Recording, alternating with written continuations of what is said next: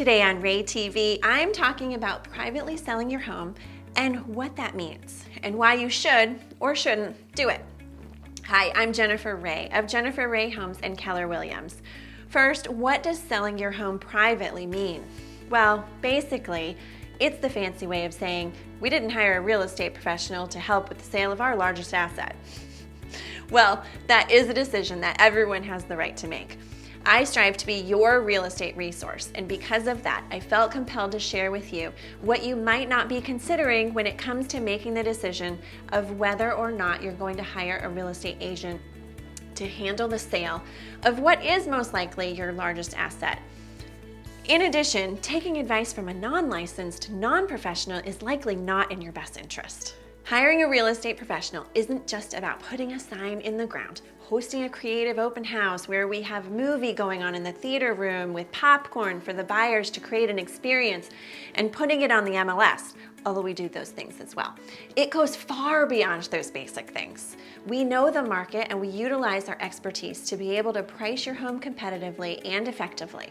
There have been multiple situations where homeowners considering selling on their own let me know the price they were thinking of listing for, and it was well below what they could realistically get in the current market, even after they would have hired a realtor. Buyers realize that if you're listing your home for sale by owner, you're not paying a realtor. They will most likely take that into consideration when determining what price to offer on your house.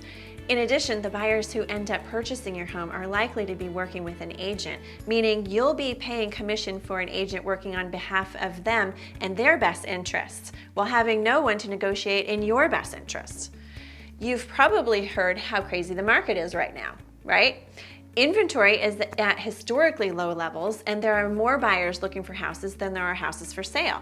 It makes sense that sellers might be considering selling on their own, and you can. However, in order to drive up demand when you put your house up for sale, you're going to need a realtor. There would not be a hot seller's market right now if it weren't for realtors. Then there's this to consider. Once you get your home under contract, you are only at the beginning. There's a large gap between an accepted offer and a closing, where you could potentially lose some serious money if your negotiating skills and your knowledge of contracts isn't up to par. From strategizing the appraisal, negotiating with the buyer's agent, and making sure you're on track with deadlines, these factors all play a role in getting you to the closing table and cashing in on your proceeds. Now, here's a little bit for the data lovers.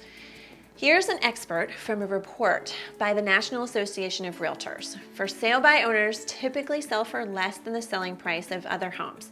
For sale by owner homes sold at a median of $217,900 in 2020, which was up from $219,000, and still far lower than the median sales price of all homes at $242,300.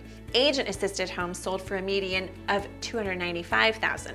Sellers who began as a FSBO for sale by owner, then ended up working with an agent, received 98% of the asking price, but had to reduce their price the most before arriving at a final listing price.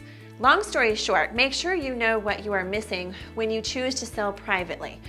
And if I can give you one piece of advice, if you are considering that route, it would be to at least reach out to a good agent and let them explain how working with them might benefit you and net you more money in your home sale if it makes sense for your situation.